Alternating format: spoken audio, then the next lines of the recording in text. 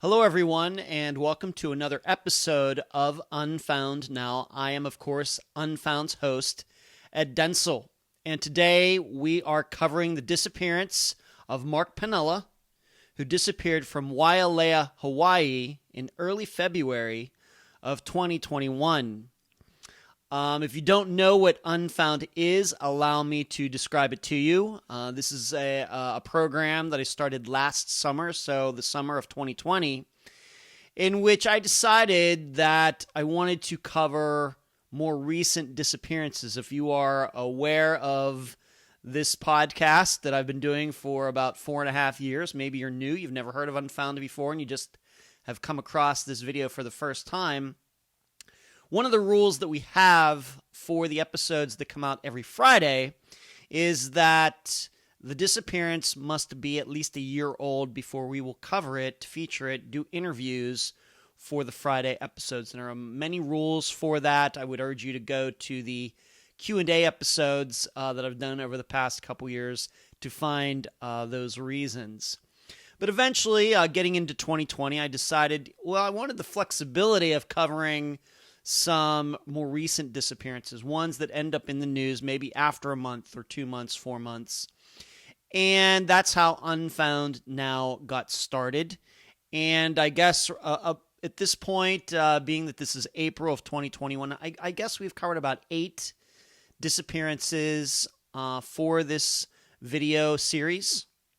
And the first one was Linda Stoltfus.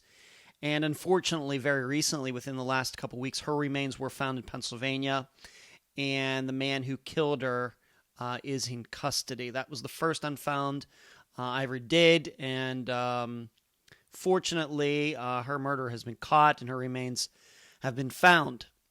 So this is why Unfound now got started. Now, the other reason, there are some other reasons that I wanted to do this program. First, this is not just about publicity. Of course, publicity for disappearances is very important. And certainly, by doing a video for all of the disappearances that we've done so far for Unfound Now, that has certainly raised the exposure of those disappearances.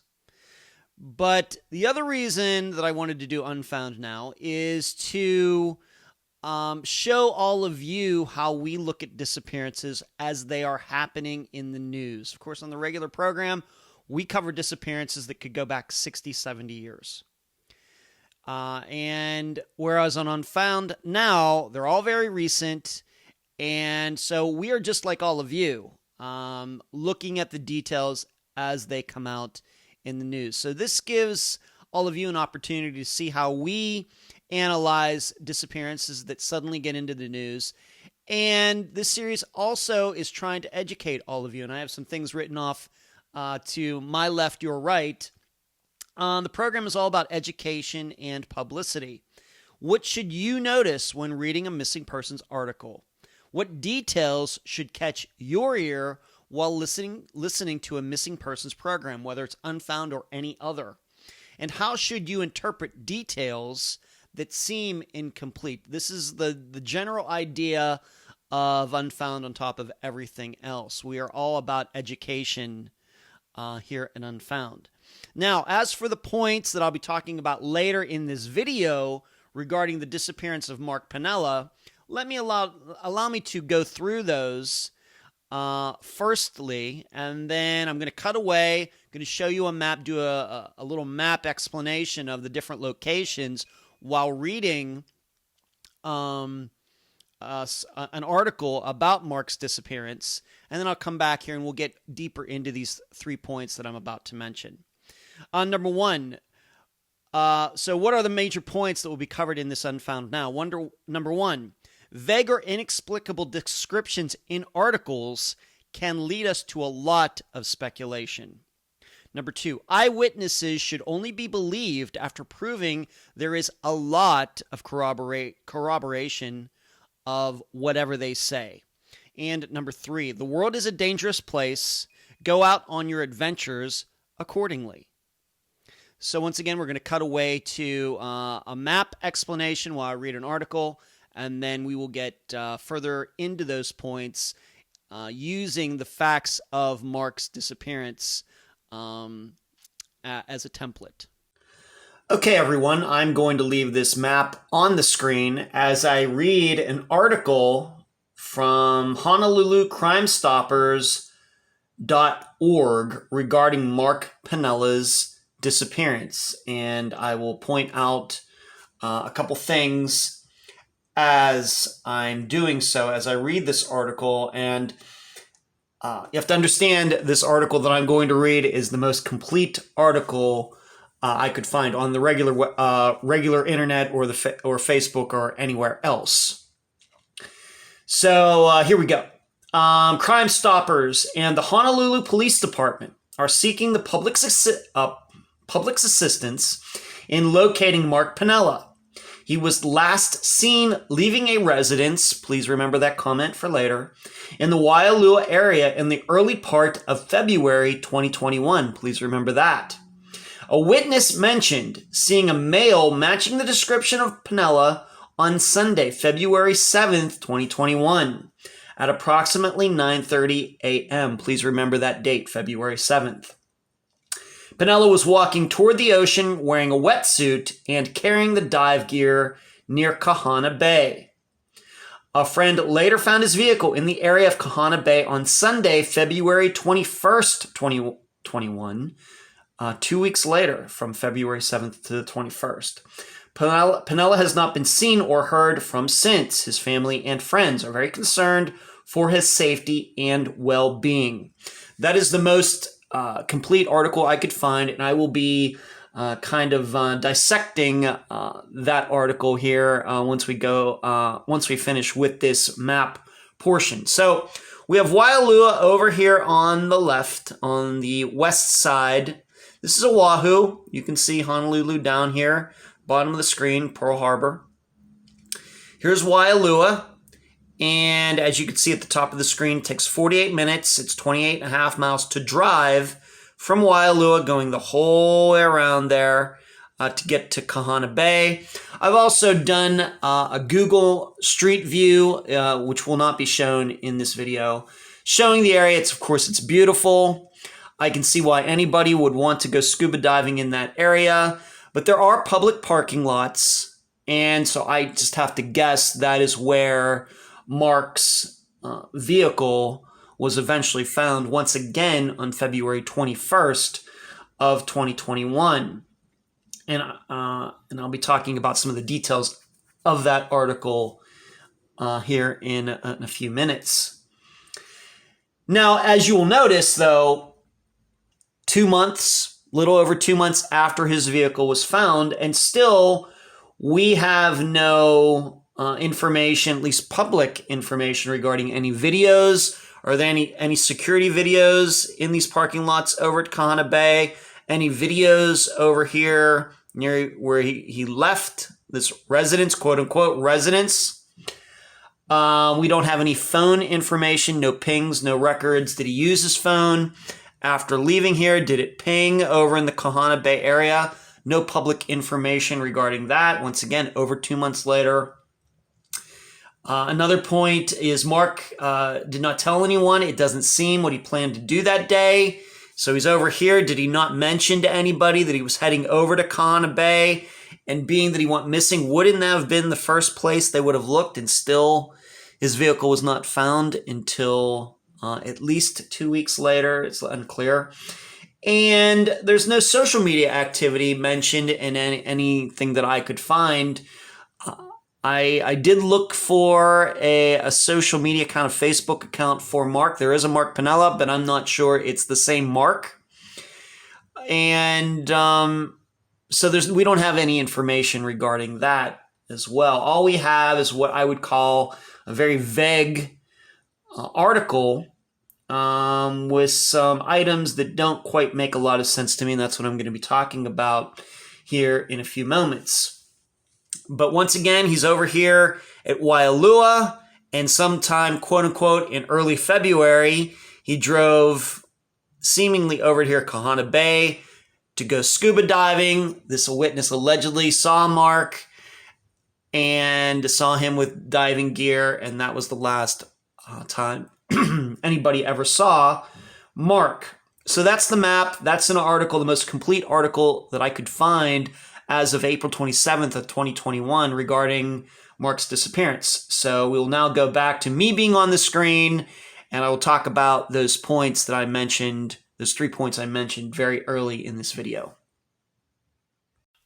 All right, and we are back. I just want to do a little business here before I get into those explanations, if you'll allow me to do so. Just want to let you know where you can find Unfound. This is something that I read during all the episodes, and I thought that maybe I should do it here on Unfound Now on YouTube as well. Unfound supports accounts on Podomatic, iTunes, Spotify, Twitter, Instagram, Facebook, Deezer, and YouTube. Speaking of YouTube, on Wednesday nights at 9 p.m. Eastern, please join us for the Unfound Live Show right here on this YouTube channel. All of you can talk with me, and I can answer all of your questions. It's a great time. I think you should check it out. It's somewhat more laid back than the episodes every Friday, and we have a lot of fun with it. Contribute to Unfound at patreon.com/Unfound Podcast. You can also contribute at paypal.me/Unfound Podcast. And I also want to give a huge shout out to all the people over the past couple years who've monetarily contributed to the program during those live shows on Wednesday night using the Super Chat feature. The email address, if you'd like to contact me, unfoundpodcast@gmail.com. I'm the only one who has access to those emails. I'm the only one who reads those emails. Merchandise, the book's on Amazon in both ebook and print form. Do not forget the reviews. Shirts at unfound-podcast.myshopify.com, where you can track down my assistant Heather in the Facebook group. Playing cards at makeplayingcards.com/sell/Unfound Podcast. The website, I'm very proud of the website. My assistant Natasha does a fantastic job with it. theunfoundpodcast.com. And then finally, please mention Unfound at all true crime websites and forums. All right, so let's go back and talk about. I want to remind you of the 3 points that I told you would be covering and using Mark's disappearance as a template. Number 1, vague or inexplicable descriptions in articles can lead to a lot of speculation. I just read that article. I will be referring to it in a few moments. Number 2, eyewitnesses should only be believed after proving there is a lot of corroborating information. And number 3, the world is a dangerous place. Go out on your adventures accordingly. All right, so let's go back to number 1. Vague descriptions can lead to a lot of speculation. So in regards to that article, I think even if you're not a missing persons expert, I don't think you need to be one. When you hear what I read, I think you can see a lot of holes in the story. So, but I'm going to further expound on them. First of all, it says he left a residence. It's very odd wording. It doesn't say that he left his parents' home, his own home, his girlfriend's home, a friend's home. I wonder about that. I don't know how common that is, but when articles are not very specific about where a missing person was last seen, whether it is a workplace or a home or a business or a park or any other type of facility, a restaurant, I start to wonder. I have to admit that it seems like something like that would be very, very important. I think it would be, it surely is known whose residence that is. Being that they even put a residence in the article, the author or whoever else knows whose residence it is, but is not straightforward on that. And once again, vague descriptions can lead us to speculation. So one way to get speculation down to a minimum, we do not do theorizing on the regular episodes of Unfound every Friday. I allow the listeners to come up with their own ideas. But on the other hand, what we try to avoid on the program is unneeded speculation when we just talk about the facts. We try to put out as many facts as possible. So if we know where a missing person was last seen, we state it, or the guest states it as I'm interviewing that guest. If we know the last person who saw that missing person, at least a credible witness, we name that person. We may only use the first name or something like that, but we make it quite clear that it is known, and we do our best to explain that to the listeners, whereas this article does not do that. And that always makes me suspicious, especially since I cover a new disappearance every week. The next vague piece of information in that article, and that article is about the most complete that I could find. There's not a lot of information out there about Mark's disappearance. Why is that? I don't know. I will be honest, in looking over a list of disappearances that I could have covered that fell into the criteria of the disappearances that we would cover on Unfound Now, I found several missing people within the last, let's say, going back to the beginning of February, where you Google their names and there's nothing. No Google searches come up. You put John Smith missing, nothing comes up. So at least in Mark's, when I did that, and I went to NamUs as well and did the advanced setting and looked for certain dates and everything, there were like 70 people on NamUs who have disappeared since the beginning of February, and not very many of them have had articles written about them. It's very sad. But Mark has, and so it's one of the reasons that I picked his out. But I think going through these points, you can also see some other reasons that I picked his disappearance out to talk about it. Once again, going back to number one, vague descriptions can lead to a lot of speculation. And the second point is the actual disappearance date. I have it written in my notes here that it's very strange that we don't know where he left, and it's not even clear that whoever lives that residence was able to give investigators even an accurate date. If you look at the article, that investigators are using a stranger's memory, somebody who allegedly saw Mark at Kahana Bay on February 7th. They aren't using the word of whoever lives at the residence where Mark was that morning. And in fact, at the beginning of that article, it just says he left that residence in early February. You mean the residence doesn't remember the last time that this person saw Mark, could not pick it out on a calendar? Somebody who knew Mark can't pick that date out. And instead, the article picks the word of a stranger of February 7th. I have to tell you, if you don't know, that's very unusual. Very unusual that investigators would, when they know where a missing person was last, a residence, that they don't use that person's word, somebody who knew the missing person, and instead they go to somebody who didn't know the missing person. Very, very unusual. And, just putting early February, once again, vague description leads to speculation. And so you have to wonder, why did they do that? And then the next vague description is February 21st was the day in that article that says that a friend came across Mark's vehicle at Kahana Bay. And once again, I did the map so you know how far that is away from Wailea, where he was at that residence. 2 weeks later, it seems exactly 2 weeks later, the questions that pop into my mind are, is whoever lived at that residence, did this person not know where Mark was going?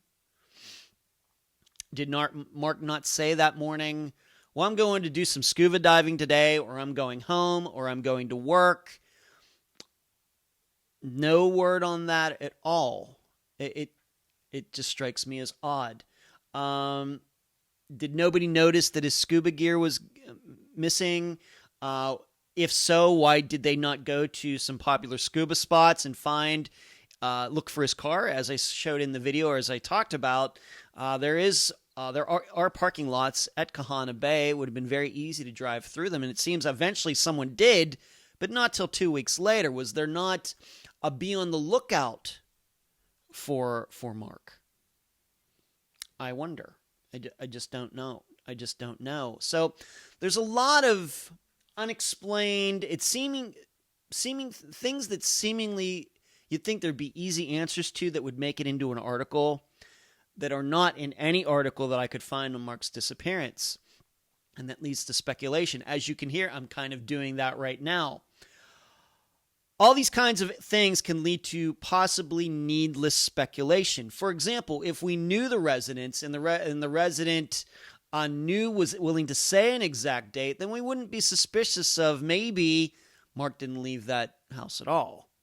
Maybe that's the reason the person's being vague and can't remember exactly the day.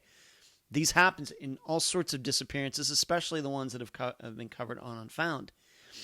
Endless speculation, needless speculation doesn't help Mark's family at all, but when articles are written that are not precise, this is what happens. Articles need to be more transparent and more complete and more detailed. And if not, I have to even say that if you can't be specific on these details, whose residence, what weren't they firm on the date? Why wasn't the car found for 2 weeks? I think that these things are probably known, but they're not in that article. If not, then I would say probably maybe these media sites should consider staying away from these disappearances at all. Maybe just simply put, Mark Panela is missing, and that's it. All right, here's what he looks like. He was seen around this date, and just leave it at that. Because when you only kind of go halfway when you're reporting on a disappearance, I would admit, even I'm just a human like the rest of you, you start to think, well, maybe some of these details aren't what they say they are. Maybe none of this happened. This happens. Very, very common. And this is how speculation gets started. This is how rumorizing gets started. This is how people end up going on web sleuths, Reddit, and everything else, and cooking up all sorts of conspiracy theories when official articles are written about disappearances that are not complete, not giving all the information that is surely information that is known but is being withheld. It just causes a lot of needless speculation. All right, let's go on to number 2. Eyewitnesses should only be believed after proving there is a lot of corroborating information.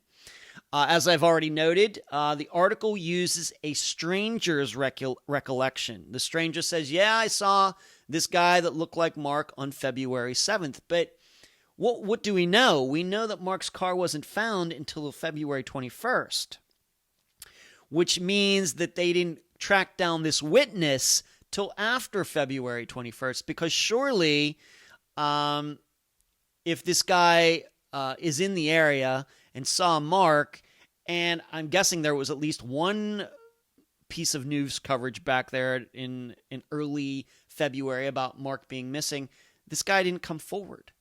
So it seems to me, and I think that if he would have come forward and said, you know what, I was over there at Kahana Bay, and I think I saw a guy that looked like Mark, then they would have gone over there and found his vehicle well before February 21st. So it's clear to me in looking at this article that this witness didn't come forward until after Mark's vehicle was already found. Well, you're asking a stranger who did not know Mark to think back 2 weeks. That should all of you, when you read any articles like that or hear about disappearances with eyewitnesses and the scenario is like this, you should be very suspicious. You should be very doubtful that is the truth. I'm not saying that this alleged witness, had anything to do with Mark's disappearance, but you should be thinking probably this person is not correct. This person may just be lying because he wants to be helpful or she wants to be helpful. This person may be out of their mind and not know what they're talking about. The person may be on drugs. There's all sorts of different possibilities. But here's what I know. Even a sober person who's never touched a drug or alcohol or anything else with a clear mind, you ask them to say, yeah, what'd you do 2 weeks ago? And did you see this guy? The odds of people being able to do that are very, very low. So we have to keep that in mind. So, in addition, the FBI will tell you, but this is more in the regards to other types of law enforcement investigations like burglaries, murders. We know witnesses are notoriously unreliable.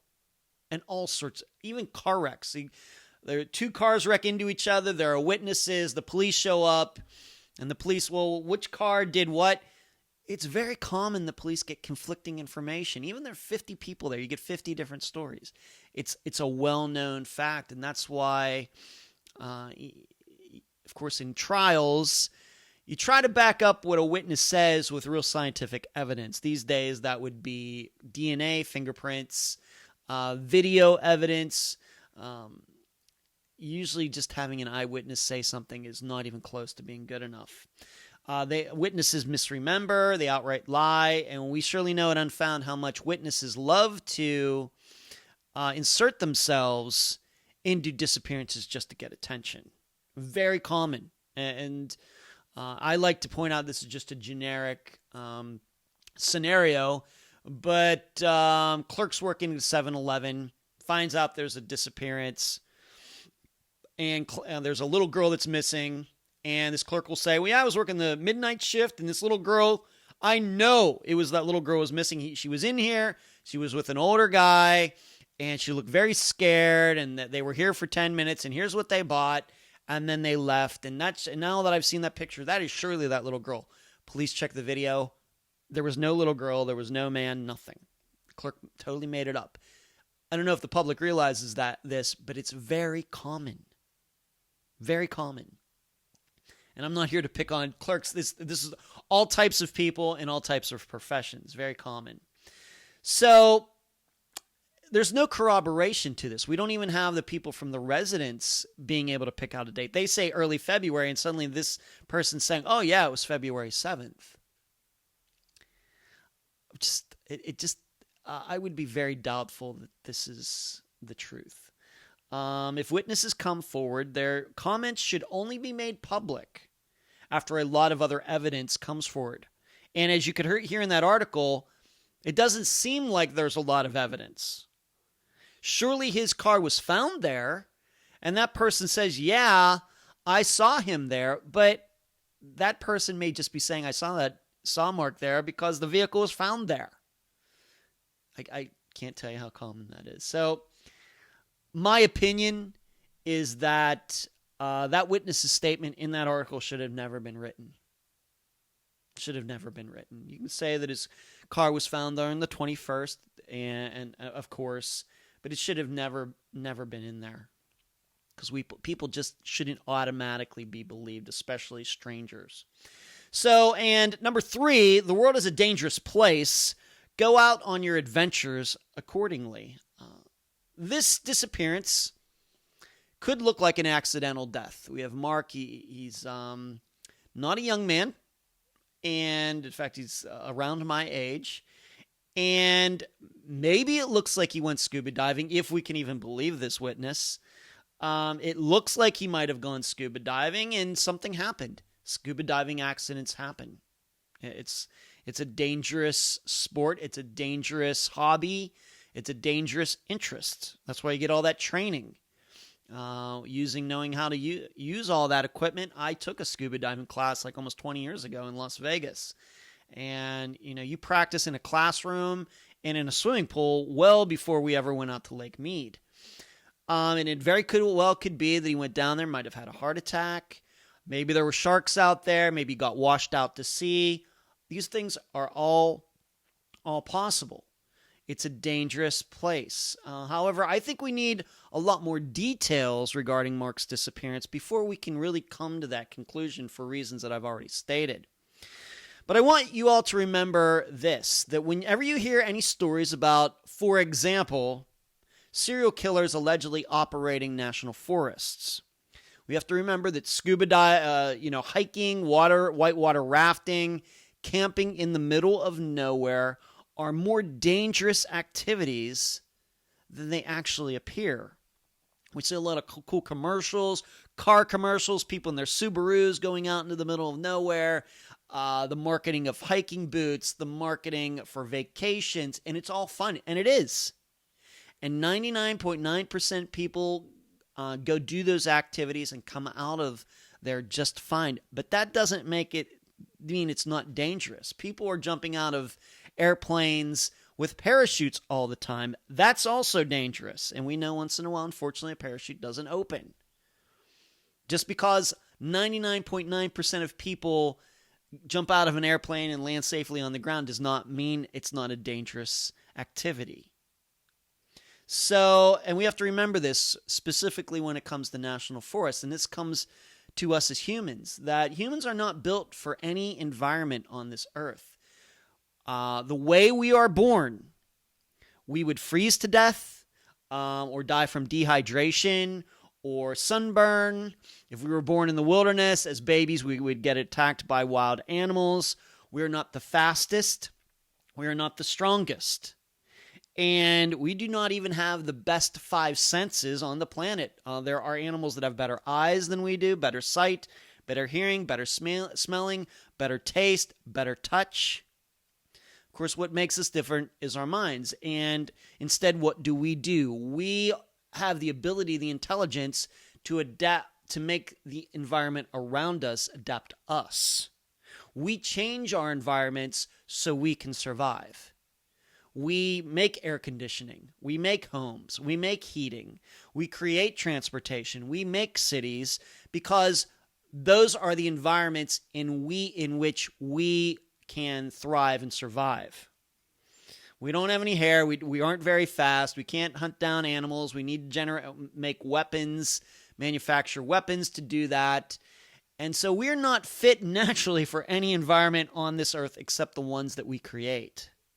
And so I would want you all to remember that when you think about anybody who's pushing the idea that disappearances are happening in certain parts of the wilderness in the United States because of a serial killer. I'm more inclined to believe that the reason people go into those areas and don't come back is because they're in some of the roughest areas of not just the country, but the world. And we shouldn't be surprised when people go into dangerous areas that they don't come back. So, thus it's no wonder we die in environments that are as wild as when the earth was new. So getting back to Mark, I hope that he had a scuba diving class. I hope all of his equipment was working. I hope that he was in perfect health. But still, scuba diving is still a very dangerous activity. And it still could mean that you could go into the water and not come back. The problem with this disappearance, I think, is that there's just a lot of vagueness in the articles that could lead people to think something else. And I have to admit, I'm sitting here and wondering if maybe the scuba story is just a cover for something else. I'll admit that. But I'm hoping that, of course, that he's found. I hope he's found alive. But if he isn't, I hope there are more details that come out in the next days and weeks and months that can make this all a little clearer for the rest of us. So that is this episode of Unfound Now. I thank you for watching. Please like this video. Give it the thumbs up.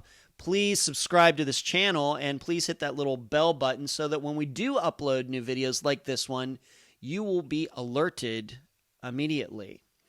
And I thank you for watching this episode of Unfound Now.